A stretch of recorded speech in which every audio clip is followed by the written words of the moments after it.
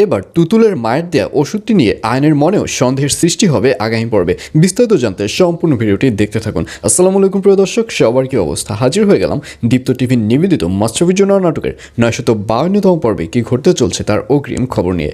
এই পর্বে আপনারা দেখতে পারবেন আয়নকে দেখা যাবে আয়নের কাছে তুতুলের মা যে ওষুধটি দিয়েছিল সেই ওষুধটি মনিকে খাওয়ানোর পর মনি যখন ঘুমিয়ে পড়বে তখন আয়নের মনের মধ্যে একটা সন্দেহের সৃষ্টি হবে।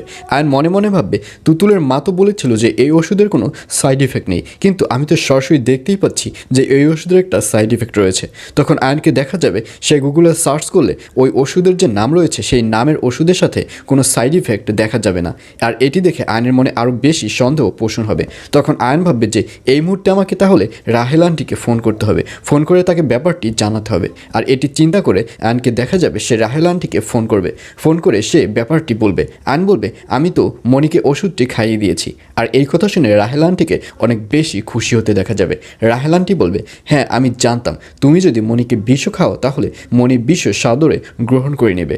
আর এই কথা শুনে আয়নের সন্দেহটা আরও বেশি বেড়ে যাবে। আয়ন বলবে, কী ব্যাপার আন্টি, এটা কেমন কথা বললেন?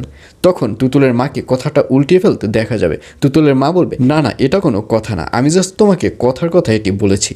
আর অন্যদিকে এবার রুনা ম্যামকে দেখা যাবে সে সোনিয়াকে তার রুমে ডাকবে এবং সোনিয়া আসলে তাকে ধন্যবাদ জানাবে। রুনা ম্যাম বলবে, আমি খুব ভালো করে বুঝতে পেরেছি যে তুই যখন ওই ডায়েরির পাতাটা ছিঁড়ে ফেলেছিস তখন মনে মনে অনেক বেশি কষ্ট পেয়েছে। আর আমি এটাই চেয়েছিলাম, আমি অলওয়েজ চাচ্ছি কিভাবে মনিকে কষ্ট দেওয়া যায়। এবং শুধু মনি নয়, সাথে ওই তুতুল মেটাও, ওদের দুজনকে তুই যত বেশি কষ্ট দিতে পারবি তুই তত বেশি আমার প্রিয় পাত্র হয়ে থাকবি।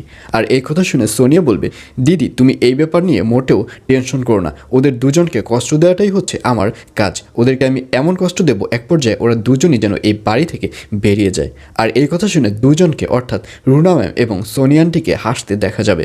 আর এছাড়াও থাকবে আরও আশ্চর্য সকল ঘটনা। সুতরাং সবাইকে মাশরাফির জন্য নাটকের আগামী পর্ব দেখার আমন্ত্রণ রইল।